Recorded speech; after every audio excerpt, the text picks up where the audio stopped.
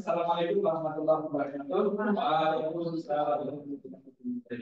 Aku kenali semuanya tentang kuliah kita.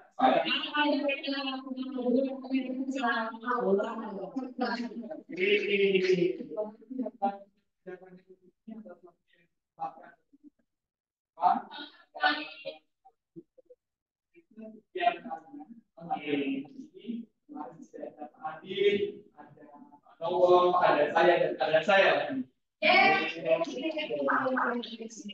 Oke, terima kasih Bapak Ibu perkenankan izinkan saya untuk menyampaikan untuk berbagi mengenai apa yang sudah saya pelajari, saya Pak Adi, Pak Nawal pelajari di program guru penggerak di angkatan 10 ini.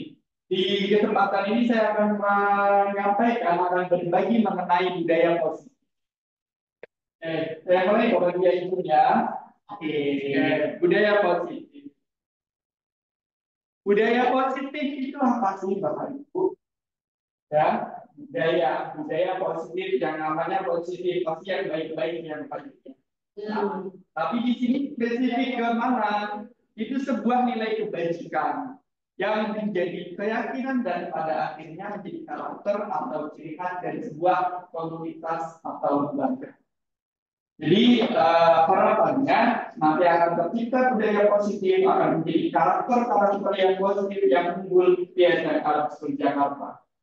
Tentunya tidak akan bisa tercipta dari hanya kepala sekolah sendiri atau dari wakil kurikulum atau wakil yang lain sendiri. Dari guru-guru sendiri atau dari mana semua harus terlibat, mulai dari kepala sekolah, wakil guru, dari teknik. Makanya di sini saya sudah juga teknik. Terima kasih Bu atas kehadirannya dan Bapak Ibu semua.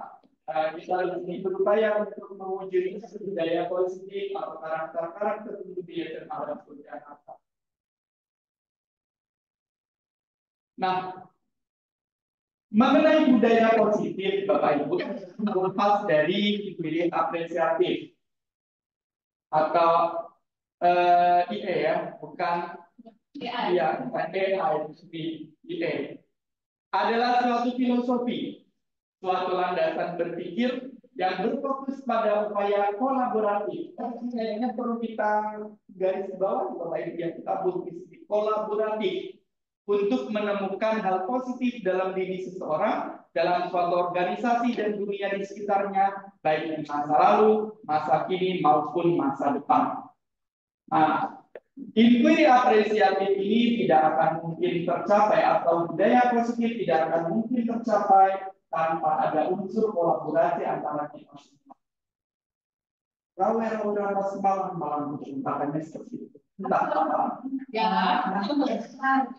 Nah, itu di Jawa ya, kita harus bersama-sama untuk mencapai tujuan tertentu, apapun rintangannya, seberat apapun harus kita hadapi bersama.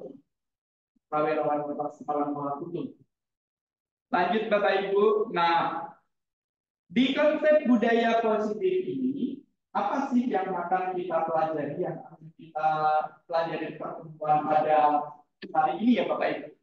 Yang pertama, kita nanti akan coba belajar mengenai atau kita lihat kembali mengenai perubahan paradigma belajar. Kemudian nilai-nilai kebajikan, motivasi perilaku manusia, keyakinan kelas, disiplin positif, kebutuhan dasar manusia, posisi kontrol guru, dan segitiga restitusi. Kalau kemarin saya belajar di itu yang menurut saya itu di situ kok pas banget ya dengan kondisi saya ini diantaranya ini Bapak Ibu. Tapi nanti kita pelajari semua. Ada posisi kontrol guru. Itu rasanya kena sekali sebagai pengajar, bagaimana sebagai kita sebagai guru gitu ya, untuk menerapkan posisi kontrol untuk menghadapi murid. Segitiga restitusi juga. Di lain itu keyakinan kelas juga itu perlu banget. Ini biasanya sudah kita lakukan sih di sini Bapak Ibu, tapi kita coba lebih dalami lagi bagaimana cara efektif sehingga kita bisa menerapkan budaya positif ke anak-anak kita semua.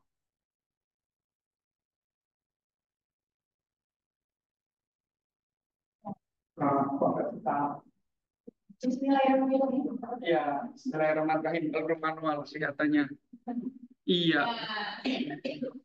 Oke, perubahan yang akan kita bawa mengenai budaya positif ini. Apa sih yang diharapkan dari budaya positif ini? Yang pertama, kita tumbuhkan motivasi kita dan motivasi siswa-siswa kita dari motivasi eksternal menjadi motivasi internal. Yang biasanya kita apa itu namanya melakukan sesuatu positif, yaitu berdasarkan misalkan ada reward karena kita pengen sesuatu, pengen bonus misalnya, pengen bonus menjadi imam masjid, menjadi imam sholat zuhur, dia dapat poin dari Pak Rasma, Pak Ibu, Pak Mustafa, dicatat gitu. Misalkan seperti itu menjadi motivasi yang gampang. Atau selain reward di situ mungkin hukuman. Kita cepat-cepat biar tidak apa itu datang ke sekolah biar tidak telat. Apalagi kalau hari Senin ya Bapak Ibu ya, kita harus cepetan. Ya meskipun dengan berbagai adangan seperti itu. Biar apa? Biar mungkin karena kita masih gak enak mungkin. Nah, kemudian selanjutnya Bapak Ibu yang kedua, kita dari identitas gagal ke identitas sukses. Yang intinya kita bawa motivasi anak-anak kita itu yang semula dari silakan. Ini selamat datang Bu Dewi dari tadi kita yang luar biasa. Terima kasih Bu kehadirannya. Terus izin saya lanjut. Ini di sini dari identitas gagal ke identitas sukses kita harapannya membawa anak-anak kita memiliki motivasi yang positif seperti. Kemudian stimulus respon menjadi teori kontrol. Apa sih stimulus respon dan teori kontrol tersebut? Nanti kita akan pelajari Bapak. Itu mudah-mudahan yang hadir Bapak itu dari pertemuan ini bisa berimbas dan mudah-mudahan kita bisa membawa gaya positif tersebut ke anak.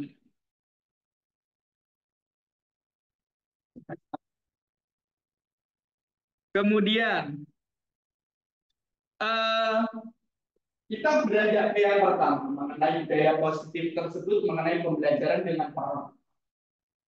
Nah, paradigma baru yang dimaksud di pembelajaran yaitu pembelajaran dengan paradigma baru merupakan pembelajaran yang dirancang berdasarkan prinsip pembelajaran berdiferensiasi. Sehingga para peserta didik belajar sesuai kebutuhannya berdasarkan tahap perkembangan sesuai teori psikologi modern untuk mewujudkan profil pelajar Pancasila.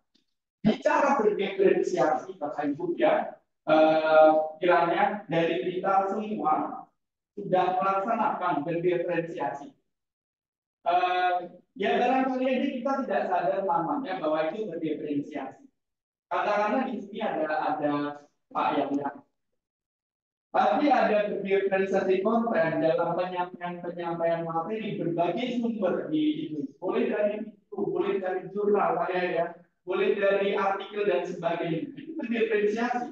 Meskipun awalnya kita nggak tahu itu namanya konsep berdiferensiasi, tapi di guru-guru sini sudah banyak.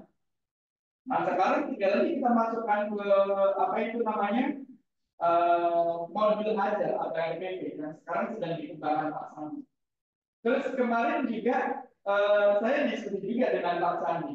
Ini sekolah yang besok ini diraker akan di apa itu fokuskan juga. Sekolah akan merancang tentang komputer adaptive test gitu untuk mengelola bagaimana anak-anak itu bisa mendapatkan layanan value assessment yang berdiferensiasi sehingga anak-anak tersebut tidak lagi merasa kok saya belajarnya susah banget ya dapat soalnya susah banget kan soalnya susah banget ya.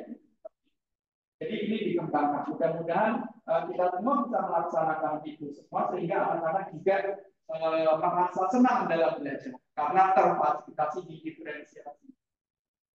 Ini di samping ini ada profil pelajar Pancasila tentunya kita tidak aksi. Bapak Ibu semua ya.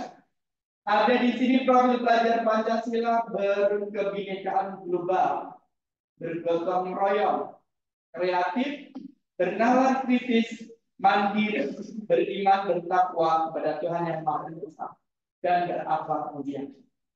Ini kalau kita lihat saja, kalau kita keluar dari school masih ada yang berpanjang ya. Kita punya slogan di situ adalah pemuda. Ya, masih ingat nggak Bu? Masih ingat pemuda P apa Bu?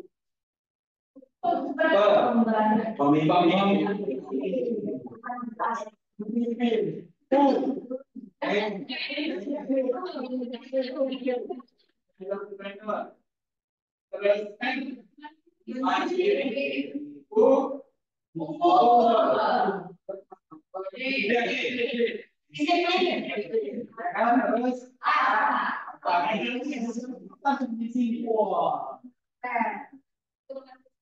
Ya, transkripsi semua sudah masuk ya. Dan terima kasih. Kemudian lanjut saja, saya mohon izin pakai ini.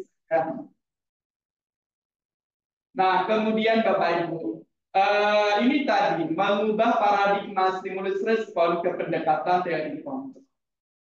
Ini juga penting Bapak Ibu untuk menerapkan budaya positif, untuk mengajak kita menerap apa itu membentuk karakter-karakter yang unggul, karakter-karakter kita terhadap murid-murid kita.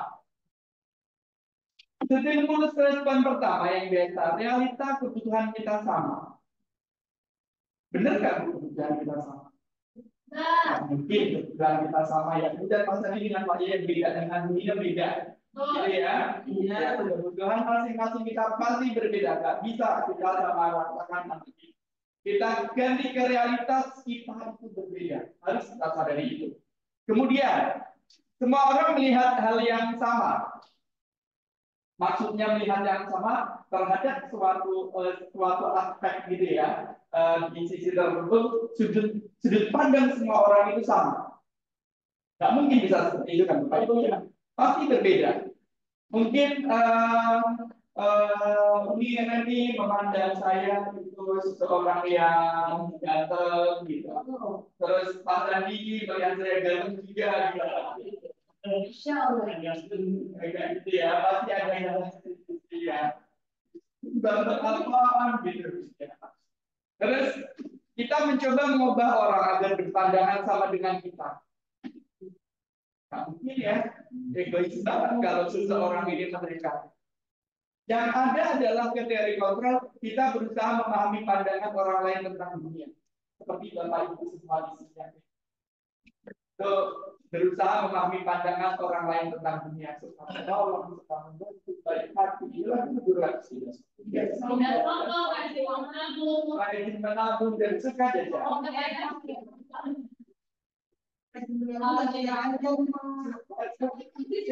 Biasa digantinya. Lanjut, orang lain bisa mengontrol saya. Mau nggak Bapak Ibu kita? Artinya siswa kita juga dia akan enggak kalau kita terus kontrol. Ya meskipun Bapak Ibu kita mengarahkan itu perlu. Karena anak kita itu ya anak-anak yang menuju ke dewasa. Jadi masih bimbingan betul. Bukan kita kontrol, tapi kita arahkan, kita kasih bimbingan biar anak-anak itu bisa mengontrol dirinya sendiri dengan lebih baik. Seperti itu ya. Hanya Anda yang bisa mengontrol diri. Saya bisa mengontrol orang lain.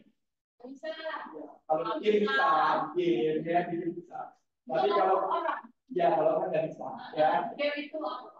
Gimana? Kalau di game itu teknologi. Ya.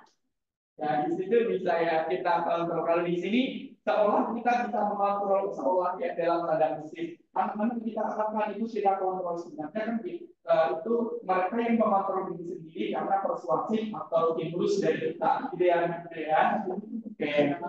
Kemudian pemaksaan pada saat rujukan gagal. Terus diganti dengan korelasi dan konsensus menciptakan pilihan-pilihan baru.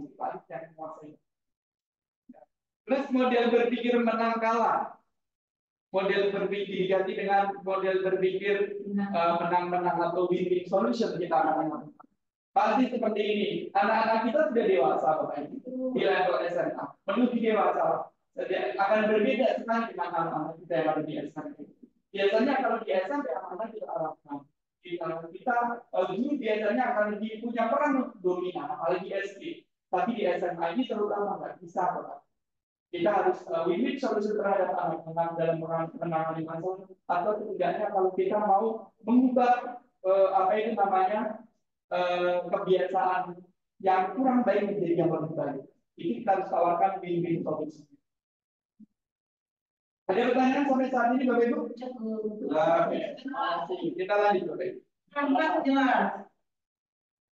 Nah, kita masuk ke disiplin positif. Ya, Bapak Ibu, disiplin positif. Disiplin berasal dari bahasa asing. Ini bahasa apa ya disiplin? Oh, bahasa Yunani. Ya. Bahasa Latin. Yang artinya belajar. Disiplin mengacu pada disiplin diri yang memiliki tanggung jawab terhadap apa yang dilakukan berdasarkan nilai-nilai yang diakini. Sesuai dengan slogan kita ya, pemuda D-nya disiplin. Ya disiplin gini Bapak Ibu yang kita ini. Iya disiplin artinya belajar untuk Oke, ini. Terus disiplin positif merupakan salah satu cara penerapan disiplin yang bertujuan untuk menumbuhkan kesadaran serta memberdayakan peserta didik tanpa ini Bapak Ibu, tanpa imbalan ataupun hukuman. Itu anak-anak kita disiplin, kita bawa ke disiplin positif sehingga anak-anak kita itu tidak bergerak karena ribet. Nah, banyak di antara kita di saya juga masih banyak Bapak Ibu ketika kita remaja anak, yuk siapa yang mau maju? Pasti jawaban dia tambah nilai. Ada tambahan nggak Pak? Gitu kan? Kan dia enak banget, gitu kan? Terus itu yang harus mulai kita rubah pelan-pelan untuk apa itu namanya biar mereka itu bisa tergerak. Oh dia mau maju karena dia mau mengembangkan kompetensinya. Biar mereka berani, biar mereka apa ketika ada kesalahan konsep dia bisa terarah dan sebagainya. Itu juga. Jadi khawatirnya juga kalau mereka hanya bergerak karena ribet, yang kita lihat di sini mereka positif, gitu ya. Mereka baik banget penyampaiannya, tidak berkata kotor, di sini selalu salah. Ketika keluar gerbang dari kita, jilbab lepas, gitu kan? Kalian gitu masih kadang masih di sekolah-sekolah luar sana, kadang saya masih menjumpai mereka mewajibkan semuanya siswanya berkerudung ketika keluar gerbang bunyinya dilepas. Itu kira-kira karena apa? Kenapa dia dilepas? Motivasinya kira-kira yang mana? Yang ribet atau ancaman? Gitu kan? Karena dia takutnya di sekolah. Gitu. Terus anak-anak di sini sopan-sopan ngomongnya bagus-bagus karena mungkin takut karena gurunya. Ketika keluar dari gerbang muncullah isu ayam kambing gitu. Jangan sampai kita yang layanan ke situ. Gimana bunyinya? Ya, makasih. Oke, terus air, iya, banjir, iya. Iya, itu anak-anak kata-kata pemilik kita ya banjir lah. Sebagai pendidik, tujuan kita adalah menciptakan peserta didik yang memiliki disiplin, sehingga mereka berperilaku mengacu kepada nilai-nilai kebajikan universal dan memiliki motivasi intrinsik dalam perubahan perilaku ke arah yang lebih baik. Ini Bapak Ibu inginkan dari anak-anak ini memiliki motivasi intrinsik atau motivasi internal. Kalau sudah seperti itu, insya Allah mau kita lepas seperti apapun, apa itu hasilnya akan bagus. Tapi banyak cerita ya Bapak Ibu anak-anak kita di luar sana itu yang gimana ya Bapak Ibu kadang memang di usia-usia SMA ini masih juga anak-anak yang mencari identitas masing-masing. Kadang kita jumpai anak-anak yang beli tapi juga sudah ada yang mereka disiplinnya sudah muncul disiplin dari motivasi karena sudah muncul bakat, ada juga yang harus kita benar-benar gerakan.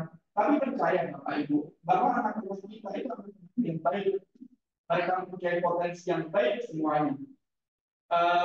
Banyak cerita-cerita di luar sana yang mereka itu mendapatkan jadi diri atau mereka ketika sudah mendapatkan orientasi dirinya dia itu berkembang akan sangat bagus. Saya ingat cerita dari almarhum Pak Denny Julianto. Ya, beliau itu, beliau pernah bercerita. Beliau itu wali kelasnya anaknya dari mantan menteri dari Mutia Hatta. Iya, yang di sebelah rumahnya ya. Enggak, sebelah sana dong. Sana yang sebelah NG. Iya. Iya. Putranya Mutia Hatta waktu itu dalam tanda kutip yang bandel lah gitu ya. Ya bandel-bandelnya SMA di situ. Tapi waktu Pak Denny almarhum itu dari BNI, dari Bank BNI, beliau itu dipeluk oleh anaknya Rupiah Data itu. Sekarang posisi dia sudah jadi dosen UI. Langsung dipeluk, dikenalkan ke semua karyawan BNI, termasuk ke manajernya. Semua dikenalkan, ini guru saya. Padahal Pak Denny cerita waktu dulu itu sampai sempat nggak naik kelas, sempat hampir nggak naik kelas ya karena memang ya dalam tanda kutip tadi sulam di PKB dan yang lain-lain. Akhirnya dengan kebijakan beliau, dengan restitusi dari Pak Denny, akhirnya bisa mengujuk dan bisa memfasilitasi dengan guru mata pelajaran sehingga akhirnya bisa meneruskan studi di SMA. Dan meskipun dulu kelihatan seperti itu, sekarang dia berhasil menjadi dosen dari Universitas Indonesia. Itulah profil anak-anak kita. Jadi anak kita memang potensi positifnya itu luar biasa. Makanya harus kita selalu dampingi dengan sabar dan juga berusaha untuk menemukan karakter. Nah, bagian dari budaya positif juga Bapak Ibu ada nilai-nilai kebajikan. Nilai yang disepakati bersama, lepas dari suku bangsa, agama, bahasa, maupun latar belakangnya. Pokoknya mutlak di situ. Orang akan mengatakan kalau ini itu bagus. Contohnya beriman bertakwa. Ya, kalau iman dan takwa mau dilepas dari suku apapun, mau dari golongan manapun, akan lihat iman dan takwa itu bagus. Ini nilai kebajikan universal. Ini menurut ada dari berbagai itu. Ini kalau dari profil pelajar Pancasila yang menjadi salah satu tujuan pendidikan kita sekarang ini. Ketika beriman bertakwa, berakhlak mulia, berkebinekaan global, ini semuanya juga akan bilang mau dari latar belakang apapun akan mengatakan itu baik. Mandiri, kreatif, dan benaran kritis. Kalau dari IGO Primary Years Program, mudah-mudahan tidak salah mengucap ya, ada toleransi, rasa hormat, integritas, mandiri, menghargai, antusias, empati, keingintahuan, kreativitas, kerjasama, percaya diri, dan berkomitmen. Itu nilai kebajikan menurut IGO Primary Years Program. Kalau menurut keterampilan hidup, life skill, ini yang biasanya di 2013 kalau nggak salah sampai sekarang juga masih sebenarnya. Tapi kan penekanan kepentingannya dan metodenya berbeda. Ini dapat dipercaya, lurus hati, pendengar yang aktif, tidak merendahkan orang lain dan memberikan yang terbaik dari diri. Itu nilai-nilai kebajikan. Ini ya setidaknya kalau misalkan anak-anak kita belum utuh ke sana, ya itulah kita bertahap. Kita upayakan dengan serius, dengan sabar, dengan telaten, kita dampingi anak-anak kita. Tapi kalau saya lihat di sini Bapak Ibu guru itu Bapak Ibu yang sangat baik, tinggi, gitu ya, komunikasi tinggi, tidak sombong, gitu ya. Masya Allah, amin. Mudah-mudahan anak-anak kita dan siswa-siswa kita mendapatkan nilai yang diberikan. Amin.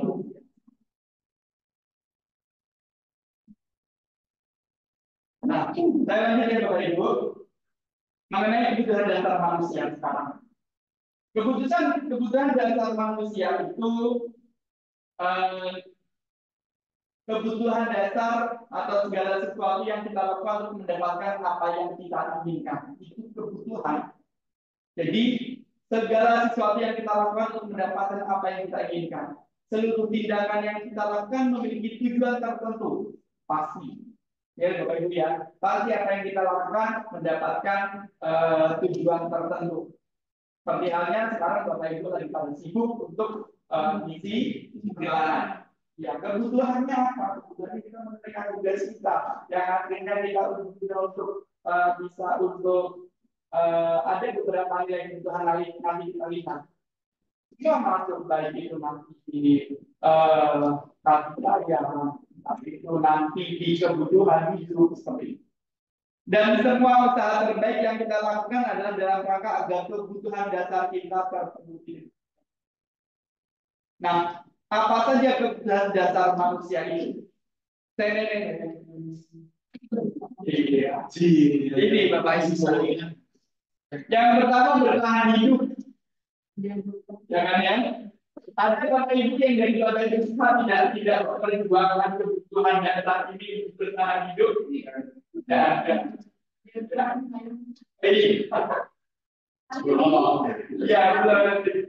bertahan hidup kita semua butuh makanan, pakaian, tempat tinggal, keamanan dan kesehatan.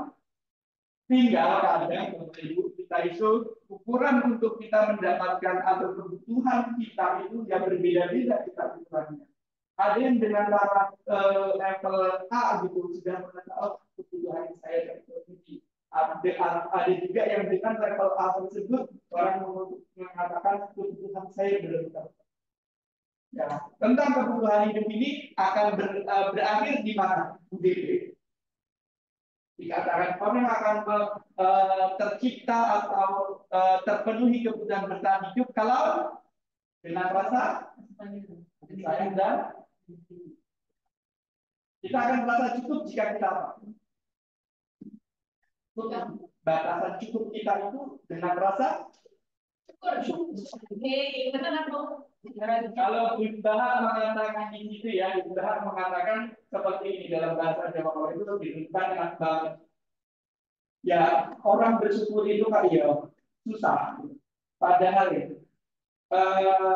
orang bersyukur gini, intinya orang bersyukur itu kok rewel, bermacam-macam padahal ya. Bersyukur itu nunggu dia punya mobil dulu, punya apa dulu, punya rumah bertingkat dulu. Kenapa harus nunggu seperti itu? Padahal dengan kita tidak punya mobil, kita masih hidup, gitu kan? Gitu. Terus kita nggak punya rumah, kita masih hidup, masih bisa bahagia, gitu. Kenapa syukur itu harus menunggu sesuatu yang kategorinya harus A, B, C, D, gitu. Sedangkan kita masih bernafas dengan bebas, makan dengan enak, tidur dengan nyenyak, bisa berkumpul dengan keluarga itu sudah sangat patut untuk kita. Itu kebutuhan bertahan hidup. Kemudian ada juga kebutuhan kasih sayang dan rasa diterima. Gitu ya. Ini juga kebutuhan kasih sayang dan rasa diterima. Ini saya bisa menghadirkan Bapak Ibu guru di sini itu juga mungkin karena kita merasa bareng-bareng. Ya, pemenuhan rasa kasih sayang kita, selalu support kita meskipun di tengah kesibukan Bapak Ibu semua, saya berterima kasih Bapak Ibu masih menyempatkan untuk datang di sini. Ya, Bapak Ibu. Jadi terima kasih gitu, ya. Oke. Terus penguasaan, kebutuhan akan penguasaan, harga diri, keinginan untuk dianggap, memimpin, berprestasi, diakui dan didengar. Ini penguasaan kita untuk menunjukkan ini loh, ya, gitu kan? Itu juga kebutuhan. Kalau kebutuhan, bagaimana cara memenuhi kebutuhan itu ya dengan kita berusaha untuk kita adaptasi, kita ada sesuatu yang bisa kita lakukan, yang bisa kita tunjukkan pada orang lain yang mungkin bukan untuk lihat ya, dan untuk lihat, tapi untuk itulah kebutuhan dasar ya. Terus kalau biasanya orang itu kalau penguasaan ada urutan apa?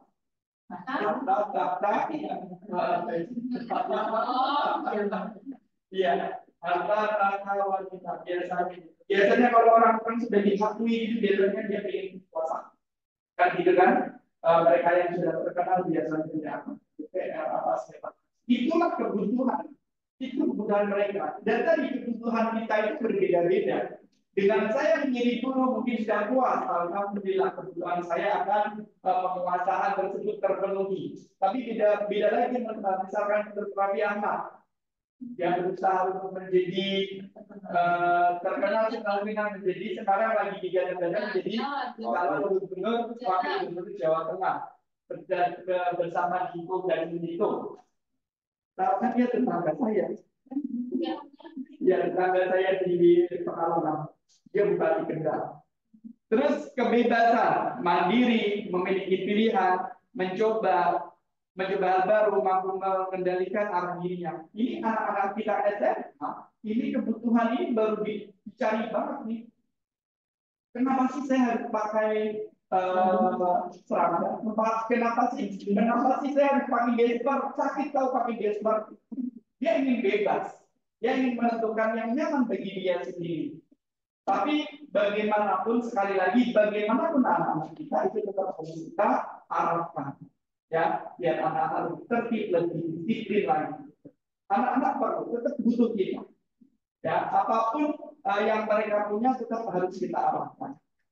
Kemudian ada kesenangan. Nah ini anak-anak kita juga bermain, humor, antusiasme, tertawa. Jadi kalau anak-anak sedang game itu sebenarnya juga itu cara dia untuk memenuhi kebutuhan hidup dia yaitu kesenangan. Oke, berarti salah nggak Bapak Ibu kalau dia nggak game?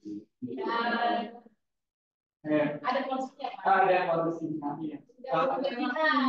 Tidak boleh berlebihan makanya tetap perlu kita jangan sampai kebutuhan kesenangannya dia terpenuhi, tapi kebutuhan yang lainnya tidak. Jadi harus dari situ. Iya. Tugas kita adalah memberikan diri. Iya, di waktu-waktu tertentu. Lanjut. Ini adalah motivasi perilaku manusia.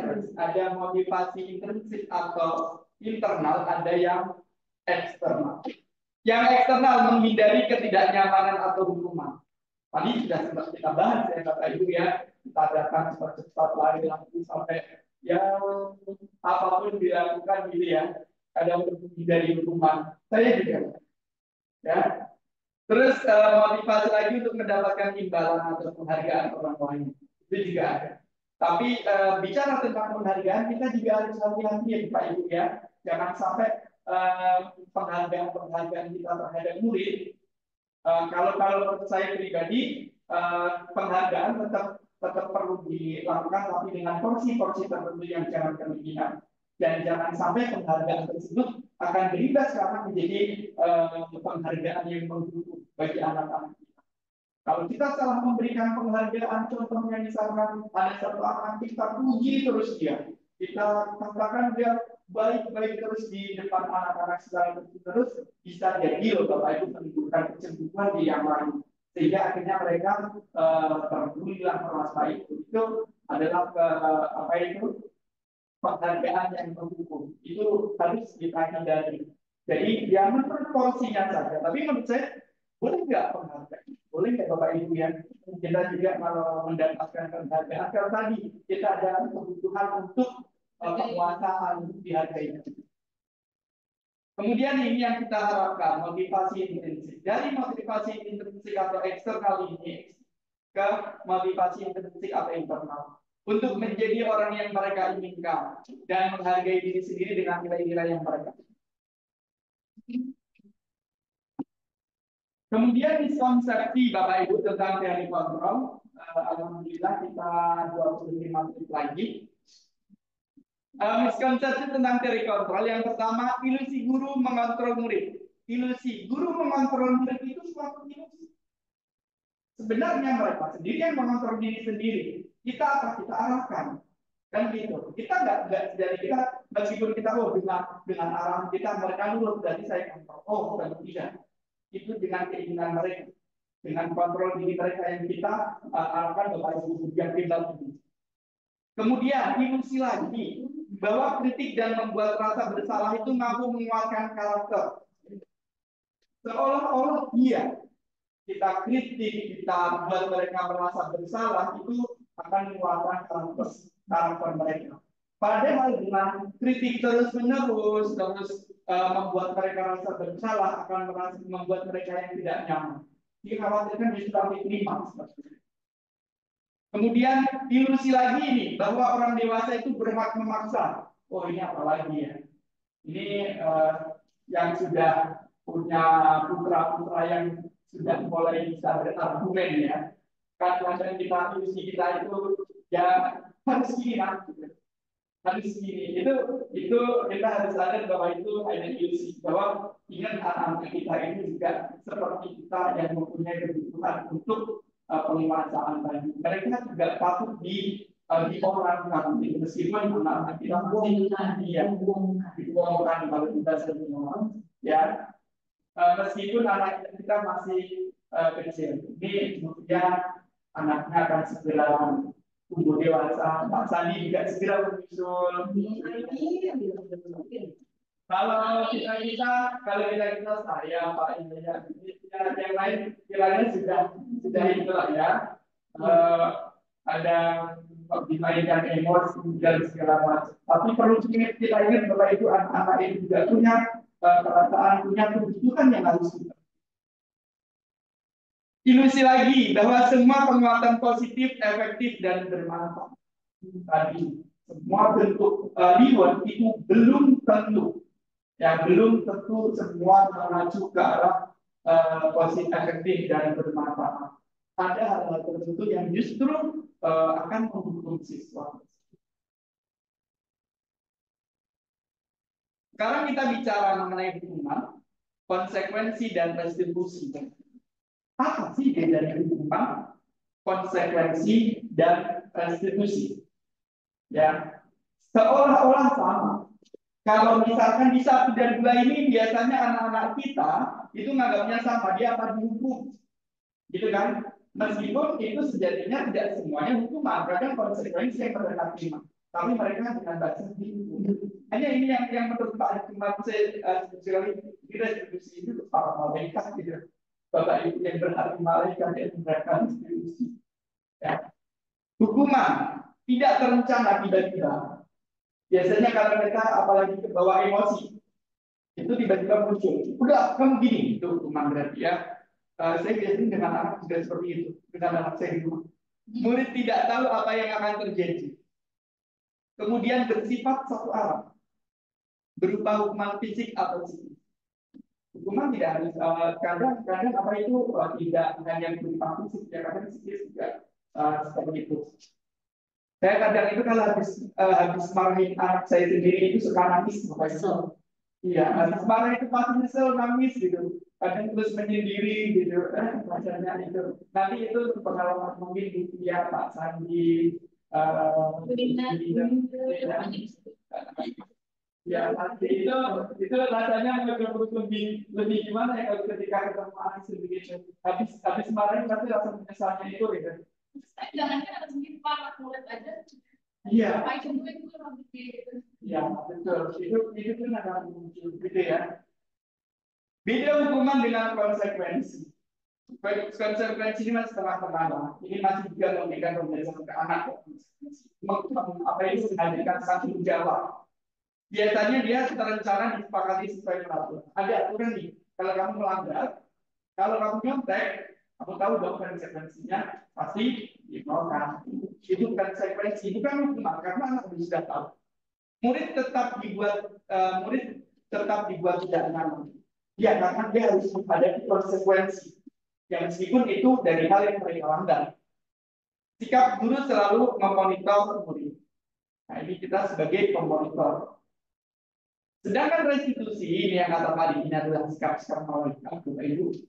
Proses menciptakan kondisi bagi murid untuk memperbaiki kesalahan. Kita hadirkan di mana anak melakukan kesalahan, kita sadarkan biar anak tersebut bisa menyadari kesalahan, kemudian dia bisa menghadirkan solusinya seperti apa. Terjadi proses kolaboratif yang mengajarkan murid untuk mencari solusi sendiri. Nah, ini tadi kolaboratif. Kita melibatkan. Ini kiranya restitusi. Nah, ini 5 posisi kontrol dulu, Bapak. Seperti apa sih baiknya kita mengontrol, apalagi kita menghadapi anak SMP? Izin saya ada satu sedikit video, Bapak Ibu ya.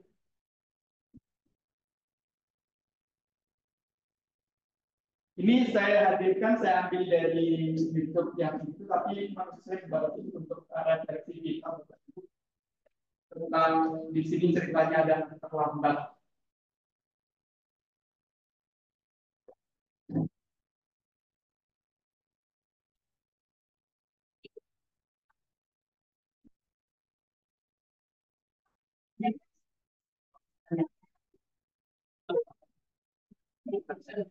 Oh, ini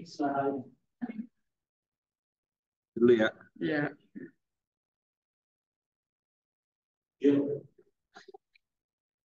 Oke, kesalahan teknis di audio tentang ini.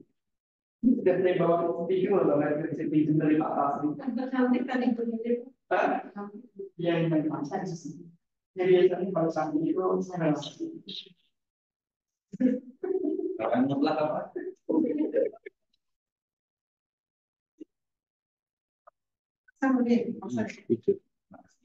Kasar. Ada orang fokus banget sih. Iya, ya kita tunggu sebentar ya Pak.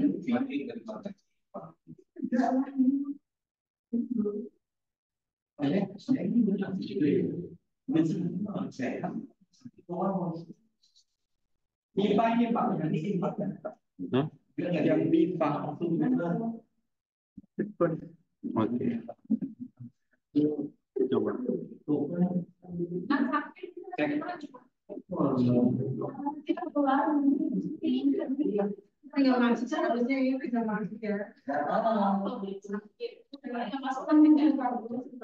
Mudah-mudahan ini bisa ya Bapak Ibu ya soalnya.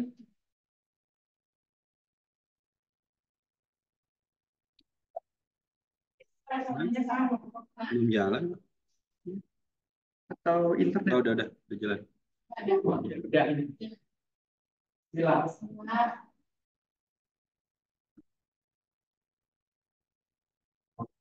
Ibu sudah pernah bilang kan sama kalian semua, kalau ibu sengaja mengambil jam pertama untuk mata pelajarannya ibu, untuk melatih kalian disiplin. Kalian tahu kan peraturannya ibu? Kalau ibu tidak akan mulai pelajaran kalau masih ada yang terlambat. Kalian tidak paham? Jadi ibu dengar kan? Kenapa mencari selamat? Kayak di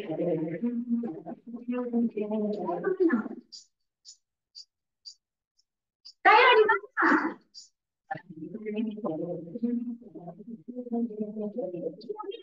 Jadi tidak akan lagi kalau ada mau pulang lagi.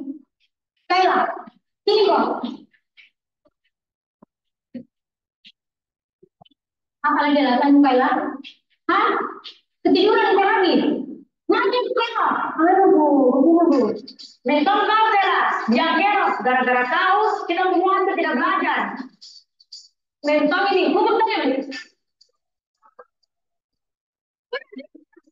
Jadi lagi sebentar. Kayla gitu kok. Tapi ingat kau besok, kalau kau masih terlambat begini, ibu tidak akan mulai pelajaran lagi.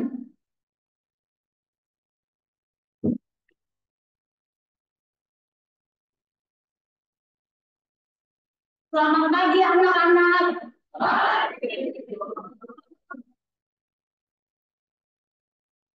Betul-betul ini kayak lagi. Jaga tobat-tobatnya. Kemarin sudah dilempari gara-gara terlambat masuk kelas. Ada yang tahu kemana Kaira? Mana guru? Gak usah bayar alasan. Begini korban. Sepanjang pelajarannya ibu hari ini, saya begini kan di depan. Dede, terlalu kan sih.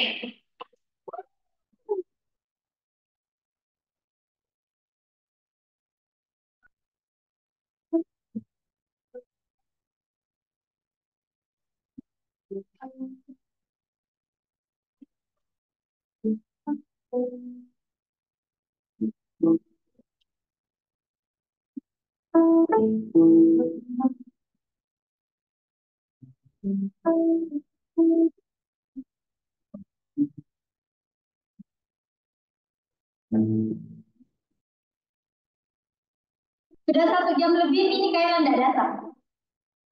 Kira-kira dia tahu kemana Kaira? Mungkin hari ini tidak masuk ibu, karena takut dikasih surat orang tuanya.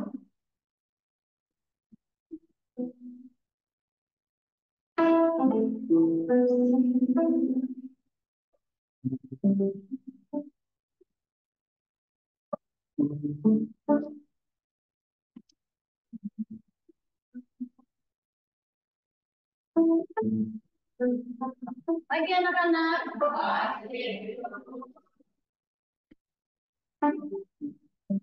Masuk kok Kaila.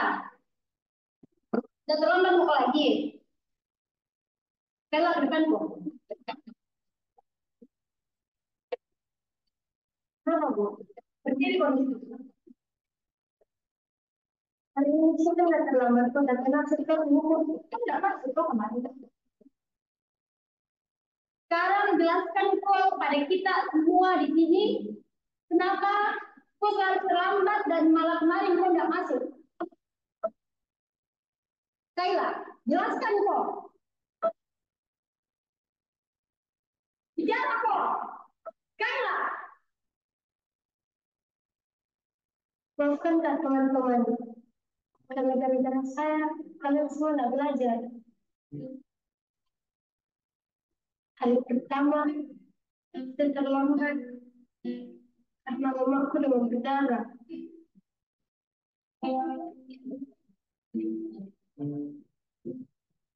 Aku sudah antar ke rumah sakit. Sebelum dari sekolah.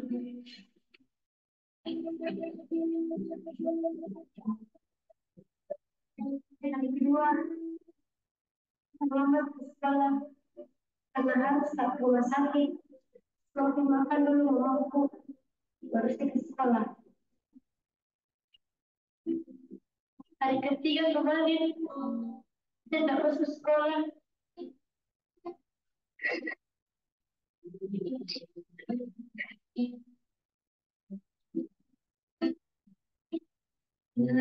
Aku hadirmu bunda, menjagaku di kecilku. Belum bikin mamaku. Apakah tergetar hatimu? Di sini anakku terjatuh. Tak ada tempatku mengadu. Tangisku dalam sendiri.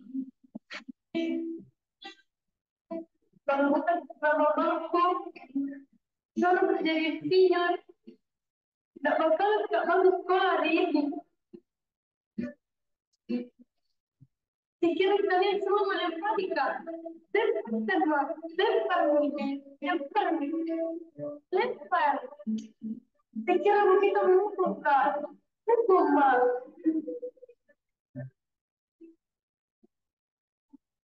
Apakah tergetar hatimu?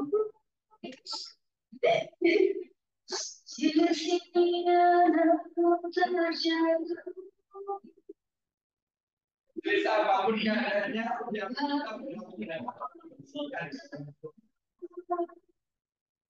iya.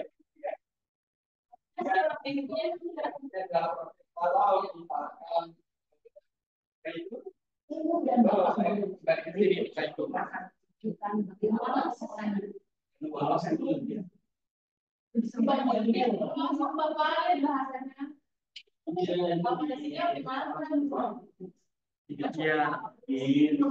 Ya, bisa jadi karena disebut memang Mbak. Kalau biasanya itu banyak yang apalagi yang banyak biasanya kalau di pesisir di daerah pesisir di daerah saya di daerah apa sebaiknya ada audisi ya itu tadi video tadi menunjukkan bagaimana kalau kita salah bersikap pasti tadi yang salah ya dalam penerapan itu ada posisi kontrol dan hukum ada yang pembuat merasa bersalah ada yang berlaku sebagai teman ada sebagai pemantau, ada juga sebagai manajer. Coba kita satu-satu Bapak Ibu. Ini contoh kasus ini kalau pasukan dulu. Sama-sama ada siswa tidak memakai atribut lengkap saat upacara bendera. Bagi penghukum, hormat pada bendera selama 1 jam. Gitu kan? Langsung dituduh selama 1 jam. Gak ada masa itu pendidikan yang akan diperoleh dari anak tersebut. Kemudian sebagai pembuat merasa bersalah misalkan, berapa kali Bapak Ibu harus memberitahu kamu selalu saja mengecewakan. Pasti mereka merasa gak enak dong, dia akan merasa bersalah. Kemudian Bapak Ibu di posisi teman kalau masih di soal serupa, ini contohnya, ayo dong ikutilah aturan sekolah. Tolong bantu Bapak ya, kali ini aja. Ya sudah, tidak apa-apa. Lain kali yang tadi kamu jangan sampai berbuat lagi ya seperti ini. Itu biasanya posisi anak kita itu nyaman ya kalau kita setidaknya posisi ini gitu ya. Anak-anak kita sudah gede, sudah mulai yang tadi mencari identitas diri. Kalau sebagai pemantau biasanya ini grup gadis gitu ya. Ya, gadis ya, kamu sudah melanggar peraturan sekolah, kamu tahu konsekuensinya. Setelah upacara kamu diatribut ke koperasi dan jangan diulangi lagi. Itu masalah. Gitu kan? Pernah nggak kita mulai hidup seperti itu? Pernah ya? Ada yang kita juga pernah. Jadi kita barangkali juga pernah menerapkan posisi-posisi sebagai tertutup, ada menjadikan anak merasa bersalah sebagai teman. Saya kira di sini sebagai pemantau atau yang di sini yang satu lagi yang tertinggi itu menjadi manajer. Kamu tahu kesalahan kamu. Kira-kira bagaimana kamu akan memperbaiki kesalahan?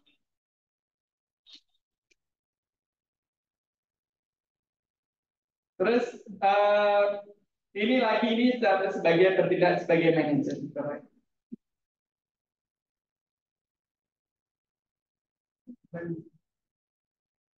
Oh ini. Nah, ini Bapak Ibu. Tadi yang ini tadi coba dari posisi kontrol itu coba ketika ada seperti ini kita ada di posisi mana? Saya kecewa sekali dengan kenapa. Kira-kira apa? Iya.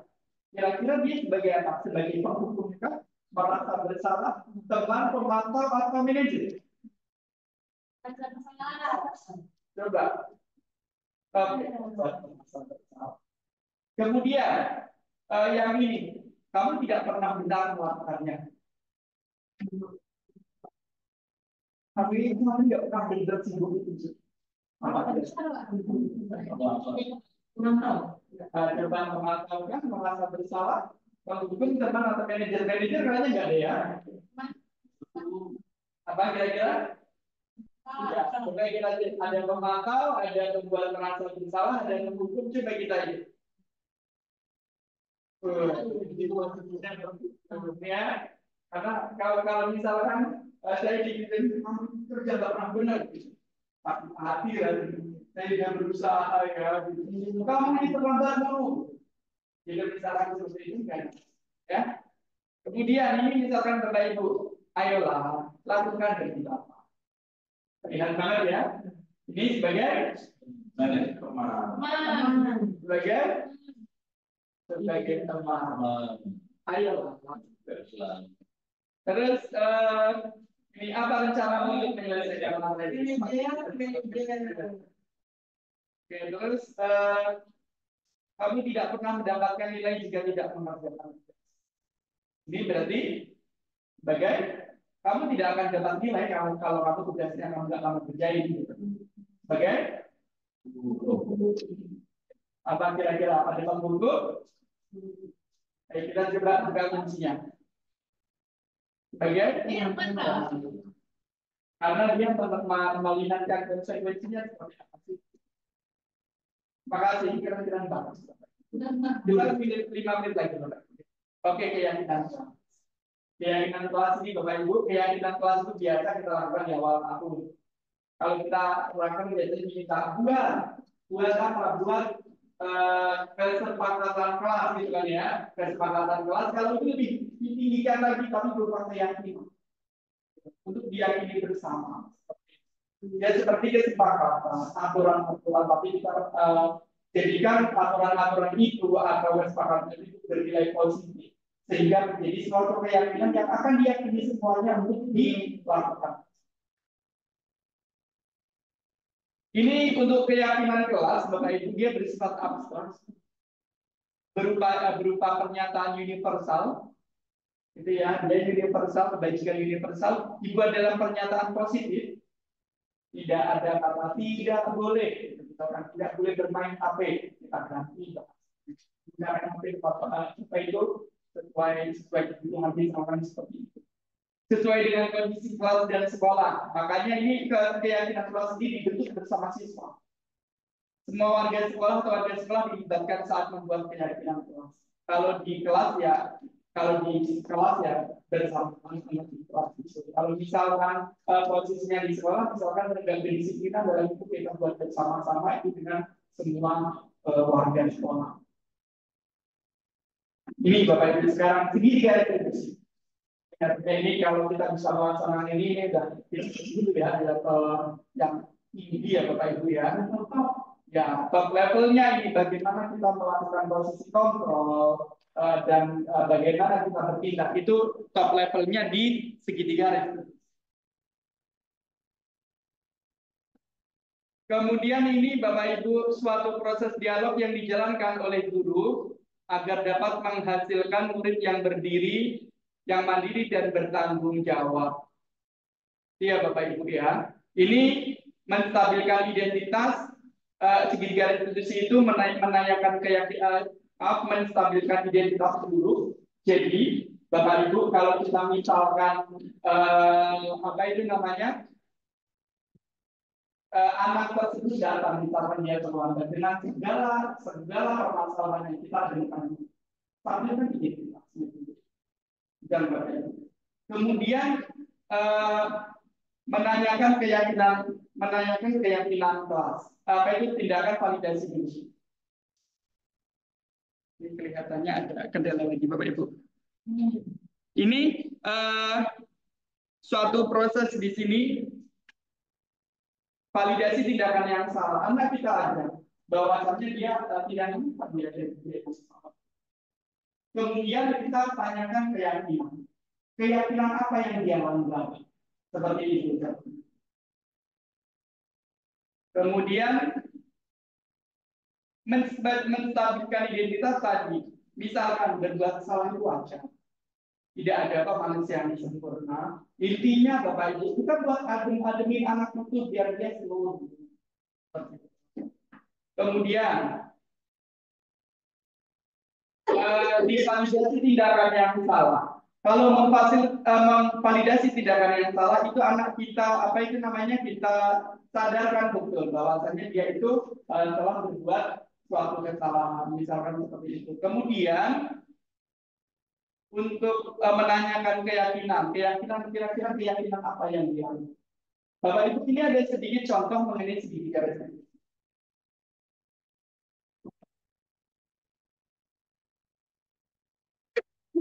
Ibu dan Bapak Guru, berikut ini akan ditunjukkan bagaimana seorang guru berada dalam posisi manajer menggunakan penerapan segitiga retribusi.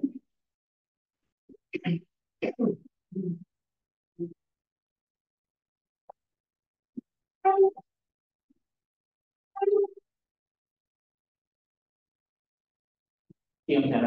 Ya Pak. Sudah lama nggak ketemu Sarah. Kenapa hari ini ada di sini? Kesel Pak, kesel banget. Masa aku dikatain tukang fitnah Pak? Ya aku marah lah. Aku balik katain Eka di depan kelas. Kesel banget. Oh begitu. Ya pasti kamu marah dan kesal. Bapak juga akan marah apabila ada yang menuduh Bapak seperti itu.